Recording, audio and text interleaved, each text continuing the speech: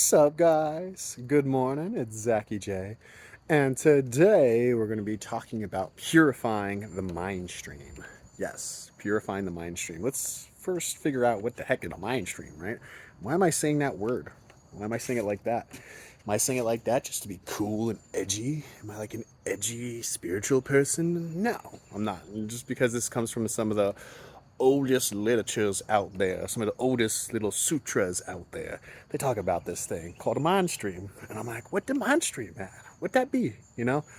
Turns out the mind stream, like many other metaphors that are out there that have been used to describe the process of which our mind is feeding us information, I find this one to be very powerful. I find it to be more powerful than some of the more colloquial versions of it that have been gifted to us by also very smart people that are trying to bridge the gap between information and cultures. And another one is like you have a movie projecting screen, a movie screen of your life, and your life plays upon it, and you're sitting there in the audience watching it.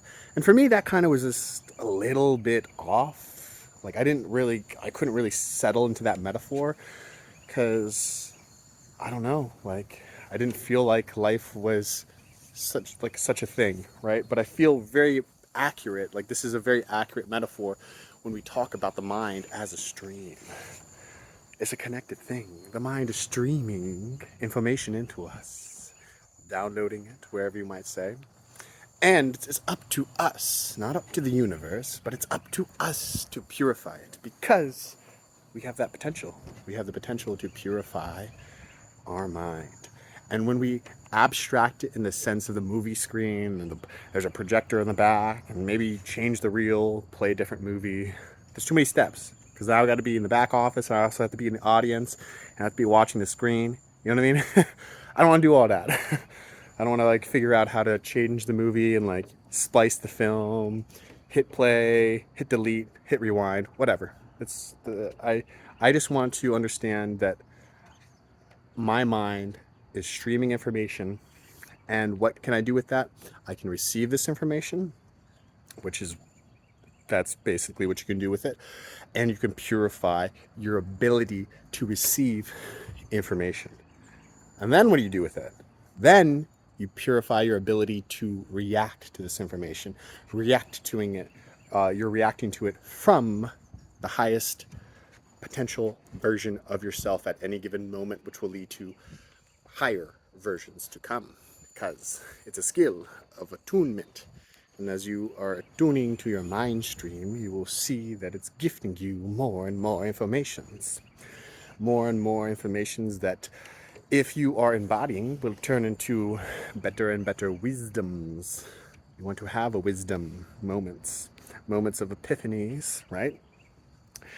You can have that if you have a purified mind stream. You'll just be like, wait a second, I think I understand now. I think I get it. I understand this now. And you can have many of those moments throughout your day if you have a purified mind stream. And as that mind stream flows through different environments, different containers, different moments of your life, you will realize that you are showing up for yourself in a way that other people do not even know they can do. So how can we purify the mind stream, right? Now, without getting too advanced and talking about, well, now you have to be in alignment with your intentions, and your thoughts have to be in alignment, and your actions and energy, all that coalescing into the proper environment to facilitate your mind stream without getting too advanced. We have to start with the basics, because that advanced work, while incredibly important, is not as important as the basics. And the basics, where you can start to tune in to your mind stream, is where we're going to have to pick up the thread, right? And just figuring out how to tune in to your mind stream is incredibly important. Just realizing it's a thing. It's been talked about for a long time. All these scriptures out there, all these new age information and technologies that are being developed and passed on to people through social media, for instance, a lot of them are giving you techniques of how to take a piece of your mind stream and make it better. Like take a piece of your imagination and build it out. take a piece of your body's nervous system and relax it so it can be receptive. Take a piece of your mind and make it nice and calm and tranquil in order to receive, right? So for most people, when they're going to start being able to tune into their mind stream, they're going to have to realize that their mind and their body are the same thing, right? Your mind and your body are not separate. It's a hyphenated thing, and it's because of English. You know, if it was like a German word, then it would be like the perfect combination that makes like, it could be like three words just smashed together. We wouldn't have to have this hyphenated thing, which kind of makes us think in English instead of in these other ways that language can construct information for us. It's a unified concept, the unified concept of the mind and body. One thing, okay?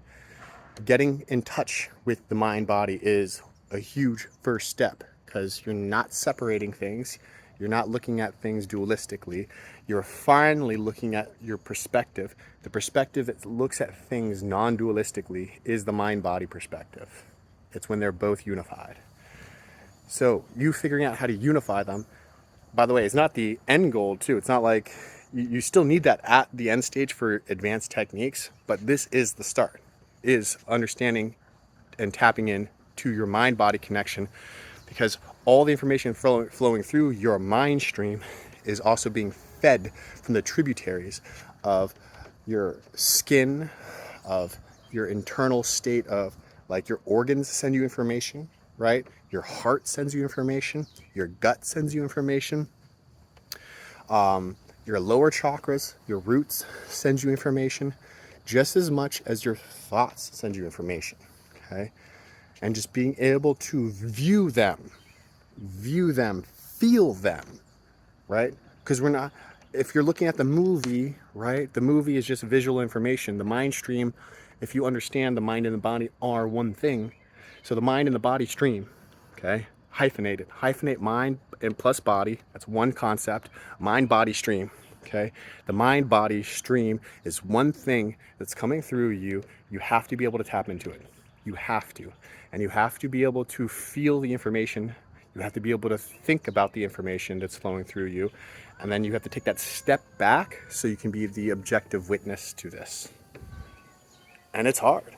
It's hard because, you know, when you're doing your meta practices, the meta moments of, you have taken time out of the normal aspects of your day, and you've been able to sit in meditation or do breath works, for instance, which are very powerful techniques, and being able to tap into your mind stream and be able to take yourself to the next level. You can start there, but you have to also be able to connect with it outside of those meta moments, right? So we start within the meta moments, and the hard bit is, how do we continue that, right? And that's where the practice begins, right? The baby steps is when you have the training wheels on, and the training wheels are in the specialized containers that you set up for yourself in your meditative space. Did you put up like a zabuton cushion, right? There's just like a little pillow you sit on for meditation. Did you put that in the corner so you can sit on, and that's your container which you can grow in, right? And but the practice is really when you're not there, but everywhere else. You're 23 other hours of the day, including sleep. Yeah, the ancient yogis, they don't like let you off the hook even when you sleep. Okay, they're like, you gotta be on game even when you sleeping. You can't give up the body mind stream and your identity and your ability to witness it even when you sleep. So just to know there's levels to the game. There's levels to the game, and you don't get off the hook for sleeping. No breaks. It's all gas, pedal to the floor. Okay, so let's pick up, at the speed you're able to. Okay, let's start going slow. Let's figure out how to shift the gears of consciousness so we can steer the ship into the proper positions, right? So we can steer the ship into the places where we feel most empowered. And so the first step of doing this work is just getting in contact and understanding how to view your body and mind stream, okay? They call it the mind stream. Understand that? Body and mind, same thing. That's why I'm adding on to it. And once you do that, you can start adding proper techniques that are additive, that every single day they will start compounding your efforts, and they'll start snowballing and leading you to the more advanced techniques.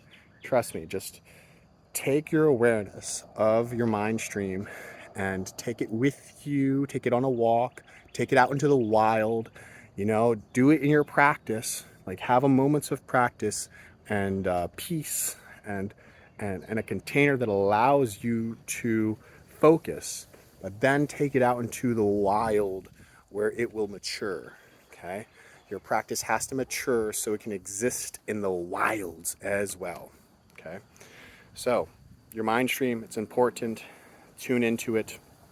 Figure out your body, how it feeds into it too. Everyone probably can understand how their thoughts feed into it, but you also need to figure out how your body feeds into it too. Your body's not this ambiguous, like random thing that we have the luxury to ignore. It is a part of the process. You're in it for a reason. It's special. It's giving you all the tools you need to communicate with you and the environment around you, and to the greater extent, the highest power that you can conceive of, and whatever you want to call that, universe, God, doesn't matter, right? It's gifting you this. It's gifting you the present of being presence. The present of being present. The present of being present. Yes, it's gifting you the present of being present. So open up the gift every day. Try to open it up every moment, and just be surprised by what you see, because you're going to start finding amazing things every moment that you open it up. You're going to be like, whoa, I didn't know this was there. Ooh, I thought I lost this one. Oh, wow. I didn't even know I had a little memory like that. And what is it trying to tell me? So much information will be flowing through you, always, that you will never be without. That's how much is going through you. You'll never be without. You'll always be with incredible amounts of infinity if you're within, okay? And then that withinness that you are with yourself will materialize in the outer world. It will materialize in the outer world. So just give yourself time to master these concepts. Give yourself time to practice these basics. Especially if you practice these basics, at least you're going to get mindful. At least you're going to get calm and composed. And at least you'll be able to be in environments and know what you actually feel and think about those environments. And then if you want to take your practice to the next level, well, you'll have the basics so you can do just that. Thank you guys. I appreciate everyone for tuning in. If you can give me a like and subscribe, that would be awesome. I would deeply appreciate that, because guess what? We're all sharing consciousness. So let's make this thing better, because we can. Have a great rest of your day, and talk to you very soon. Bye-bye.